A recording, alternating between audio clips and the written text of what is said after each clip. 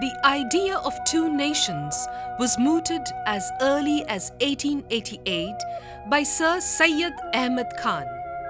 But in his speech, nation was conceived as Qaum or community and not a separate nation-state.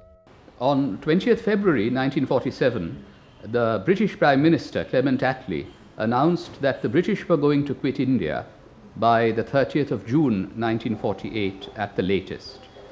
The Hindu Mahasabha immediately demanded the partition of Punjab and Bengal along religious lines.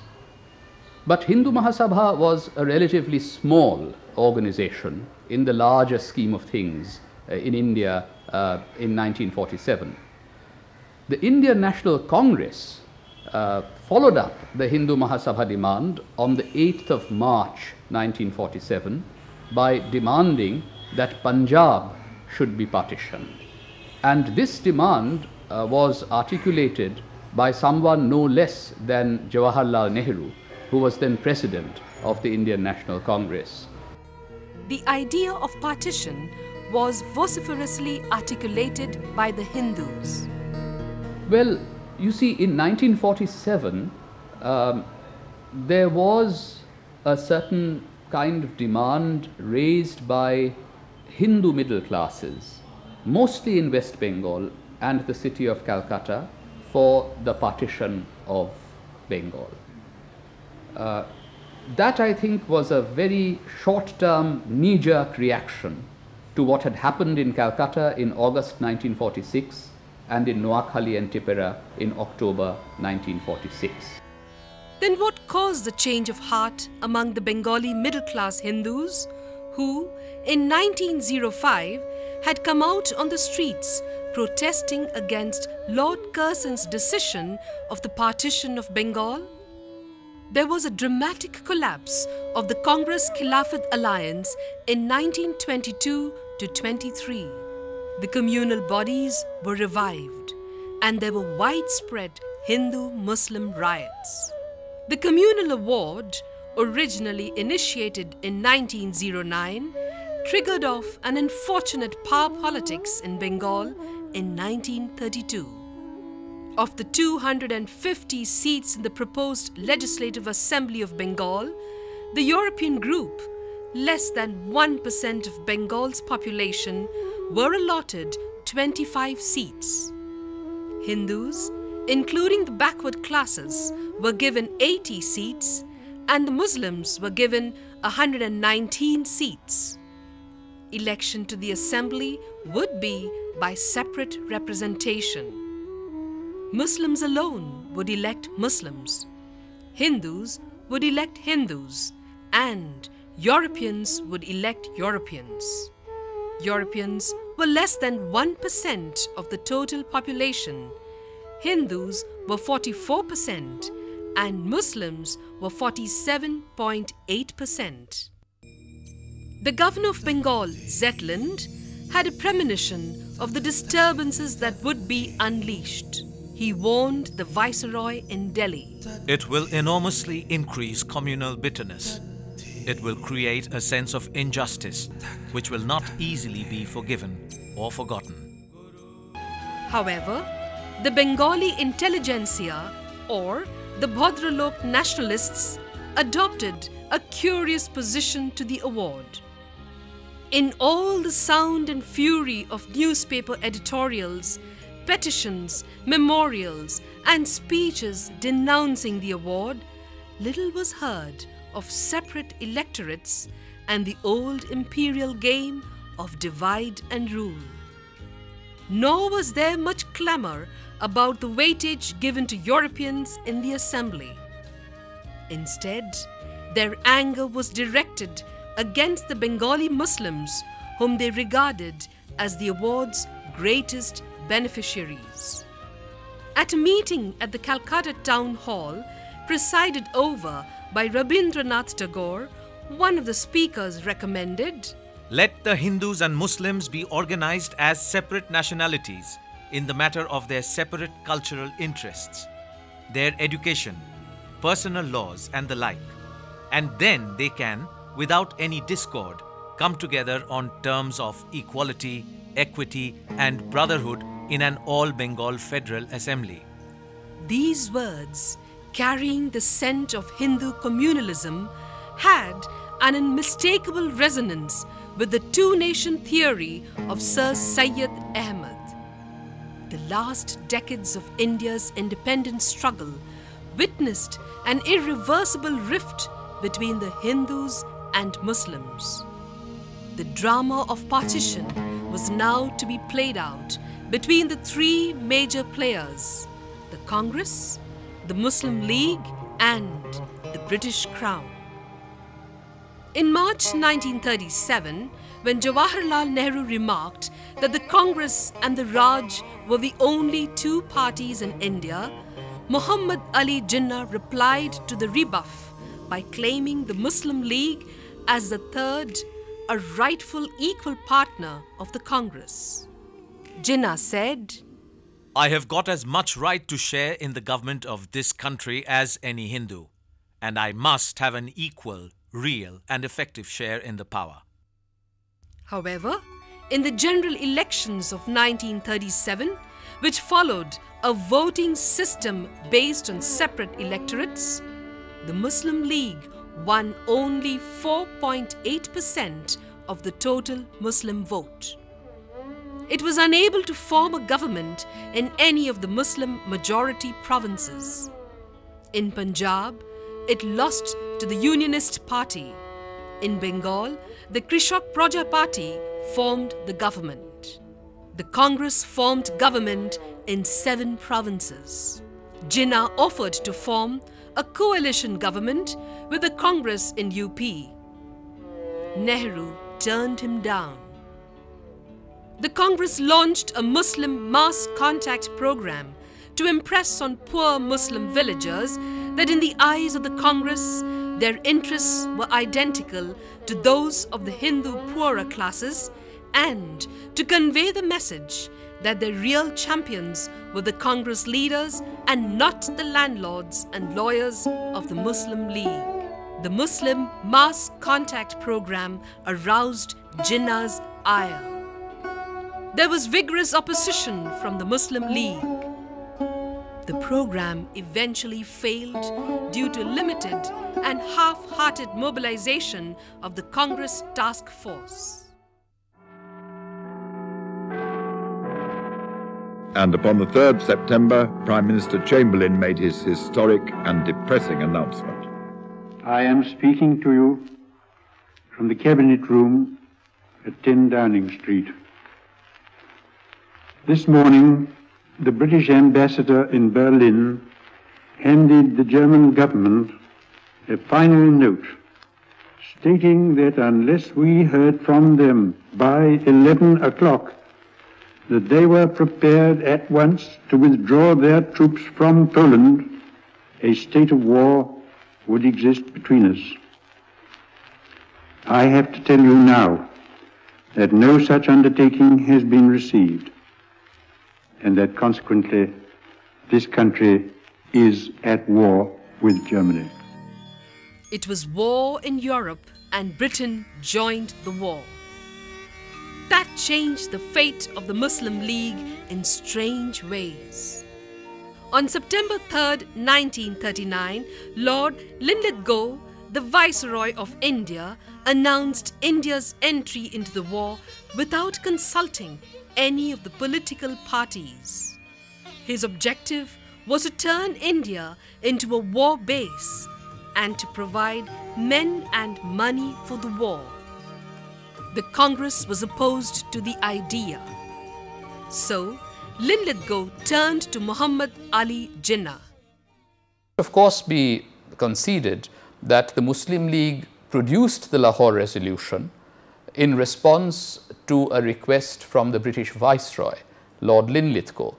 At that stage, the Congress was demanding independence here and now, and Linlithgow wanted an alternative demand because he wanted to put any constitutional progress in India into cold storage for the duration of the Second World War. The Muslim League soon became a significant player in the political arena.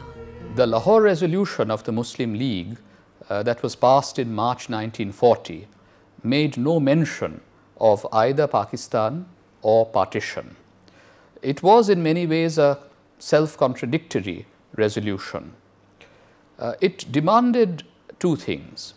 First, the Muslim League wanted that the provinces in the northwest and the east, where Muslims were in a majority, ought to be grouped to constitute independent states, the constituent units of which shall be autonomous and sovereign. Now, this referred to provinces such as Punjab, the northwest frontier province, Sindh in the northwest, and of course Bengal in the east. The second element in the Lahore Resolution that was significant was the claim that the Muslims of India ought to be regarded as a nation, not just a minority. Now, this was of some real importance. Muslims lived not just in provinces where they were in a majority, but there were many Muslims in provinces where they were in a minority. And all of these Muslims of India were being claimed to have the status of a nation. Until then, Muslims were regarded as a minority, and there were safeguards that were often demanded for the Muslims as a minority. But now the Muslims thought, or at least the Muslim League demanded, that the Muslims of India ought to be accorded national status. Now, even though the Muslim League had asked in March 1940 that the provinces in the northwest and the east ought to be grouped to constitute independent states, there was another paragraph in the resolution, the fourth paragraph, which made a reference to the Constitution of India in the singular, which would ensure that the rights of minorities, both in the Muslim majority and the minority provinces, would be protected. But what happened after 1940 was that leaders and members of the Muslim League insisted that the national status of Muslims could not be compromised. At the Lahore Resolution, Jinnah said in his speech, "The Hindus and Muslims belong to two different religions, philosophies, social customs and literature. They neither intermarry nor interdine, and indeed, they belong to two different civilizations which are based mainly on conflicting ideas and conceptions.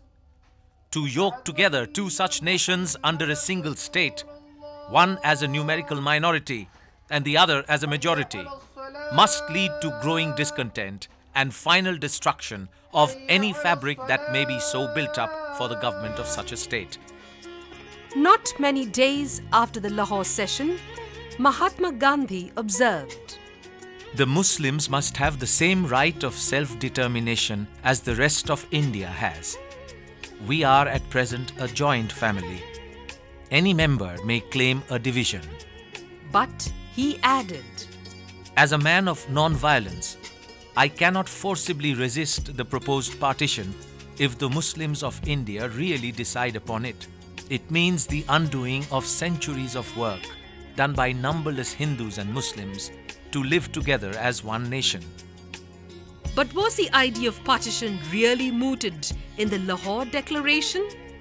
The Lahore Resolution did not really call for partition, but he figured out that Muslim Leaguers wanted Muslims to be considered a nation, not just a minority. Because if you simply asked for safeguards for a minority, you could simply temper the terms on which power was wielded by the majority. But if you claim to be a nation, then you could claim equitable, if not an equal share of power. And Hodgson used some interesting phrases in describing what had changed. He said that as a minority, the Muslims were still like a Cinderella, with trade union rights and a radio in the kitchen, but still below stairs. The analogy here was with Labour in Britain.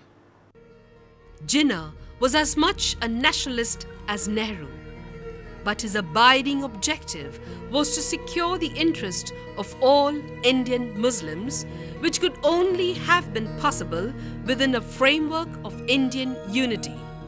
Jinnah himself, in an interview that he gave to the Times, talked in terms of India being constituted of two nations, Hindu and Muslim, who would share in the governance of a common motherland. He had a friend and neighbor called Chundrigar in Bombay, who for a brief while became Prime Minister of Pakistan in the 1950s. He made it quite clear that the objective of the Lahore Resolution was not to create Ulsters, meaning Northern Ireland, which had been created as a result of a partition of Northern Ireland. But he said that there were these two nations, Hindu and Muslims, who would be welded into a united India. However, Jinnah had gone on record saying, "The present artificial unity of India dates back only to the British conquest and is maintained by the British bayonet. But the termination of the British regime, which is implicit in the declaration of His Majesty's government, will be the herald of the entire breakup with worse disaster than has ever taken place during the last 1,000 years under the Muslims." Jinnah faced a political challenge that seemed almost impossible to achieve. A Muslim nation with its right to be independent, but not actually willing to break away from India. The Lahore Resolution seems interested in the right of the Muslim majority areas to be independent and leaves every other vital concern shrouded in ambiguity. There is a very revealing letter which Ayesha Jalal in her book The Sole Spokesman emphasized. This was a letter from Jinnah to Nawab Ismail in 1941, in which Jinnah himself says that Mr. Hodgson finally understands what our demand really is. So this was in many ways a play for an equitable share of power, and the Muslim League or Jinnah were not asking for partition, certainly not partition of the provinces. The word partition did not figure. Even the name Pakistan did not figure. Jinnah is reported to have said, "Some confusion prevails in the minds of some individuals in regard to the application of the word Pakistan. The British and the Indian newspapers generally have adopted the word Pakistan to describe the Muslim demand as described in the Lahore Resolution. I really see no objection to it." When Stafford Cripps came in 1942, there were discussions that were held both with leaders of the Congress and leaders of the Muslim League. And the Congress, of course, was still demanding independence here and now, or at the very least they wanted the defense portfolio if there was going to be any understanding with the British. But of course, Churchill and Linlithgow wanted the Cripps mission to fail, and Cripps could not deliver anything of substance to the Congress or to the nationalists. Cripps was holding out the promise of Dominion status after the end of the war, and as many of you know, Gandhi derided the Cripps offer as a post-dated check on a bank that was obviously failing. But on the question of sharing of power between Hindus and Muslims, or between the center and the provinces, Cripps had produced a formula which was known as the local option clause, that in the future provinces may have the right to opt out of an Indian Union. And this was somewhat appealing to the leaders of the Muslim majority provinces such as Punjab and Bengal.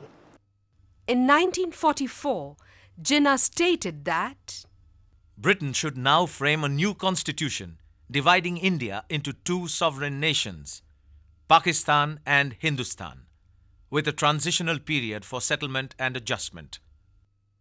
this statement clearly contemplated a continued subordination to Britain. Then in 1944, there was another occasion on which Jinnah and the Muslim League were put on the spot. They had to come out with some kind of clarification as to what their demand really was. This was at a time when Raja Gopalachari, the Congress leader from Madras, suggested to the Congress leadership, including Gandhi, that maybe the Muslim League could be offered partition of Punjab and Bengal.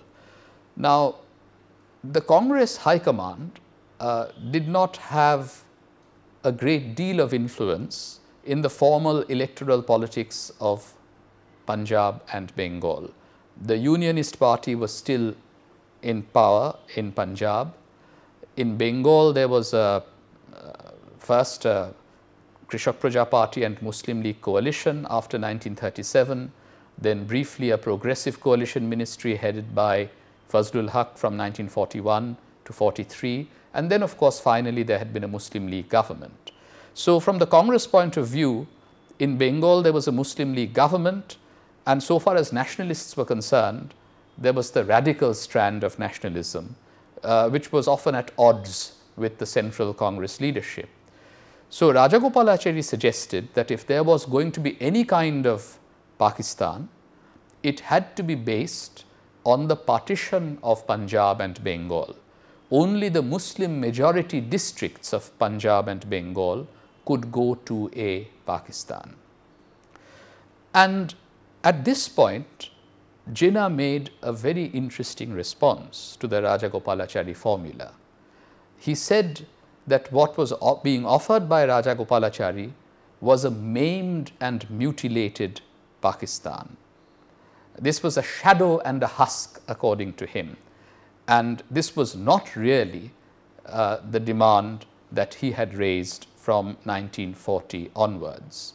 So he categorically rejected a Pakistan based on a partition of Punjab and Bengal.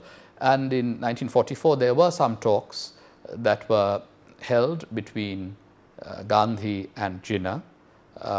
No agreement could be found, but at that stage, Jinnah had again underlined the importance of considering the Muslims to be a nation rather than a minority, because if the Muslims were just a minority, then as he put it, Brother Gandhi has 3 votes and I have only 1.